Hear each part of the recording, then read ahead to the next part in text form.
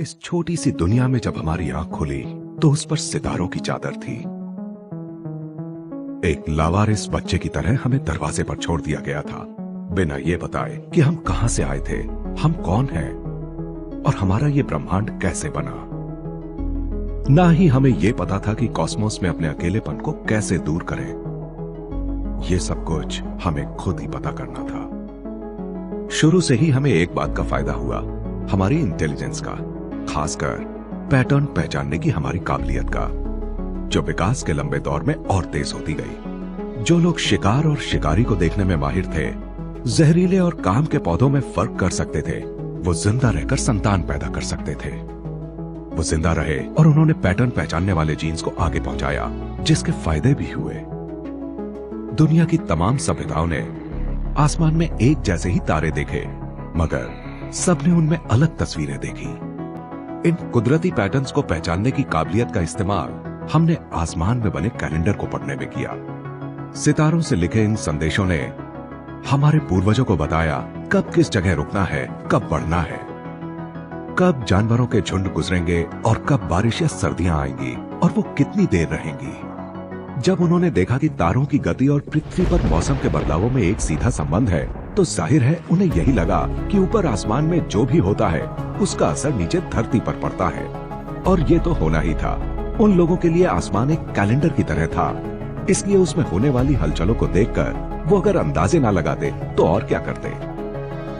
और इसीलिए हमेशा खूबसूरत नजर आने वाले आसमान में अचानक से एक धूमकेतु आता हुआ दिखा तो उन्होंने कुछ और मतलब निकाला। उनकी क्या गलती थी? उस वक्त इतनी समझ नहीं थी जिससे पता चलता कि धूमकेतु क्या थे। तब तो किसी को इस बात का अंदाजा भी नहीं था कि पृथ्वी एक झुकी हुई धुरी पर गोल घूमती है और सूर्य का चक्कर लगाती है। हर पुरानी सभ्यता ने ठीक एक जैसी गलती की।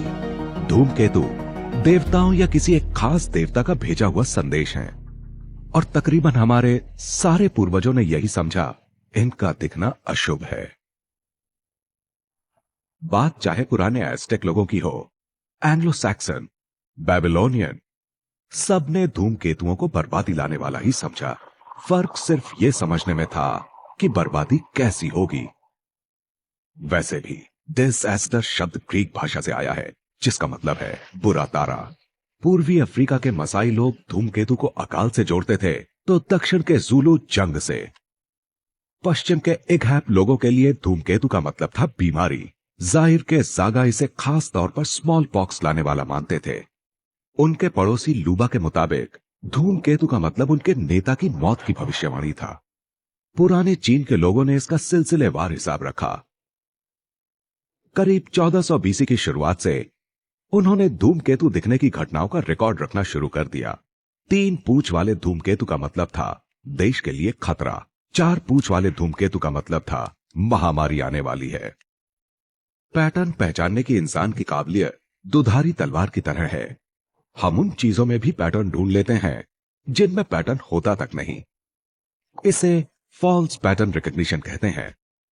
हम मतलब तलाशते रहते हैं, और ऐसे संकेत भी जिनसे लगे कि ब्रह्मांड में हमारा एक खास वजूद है, और इसीलिए हम बिना झिझके खुद को और दूसरों को धोखा दे देते हैं। कभी हमें ग्रिल्ड चीज सैंडविच में कोई पवित्र तस्वीर दिखती है, तो कभी धूमकेतु में कोई भविष्यवाणी।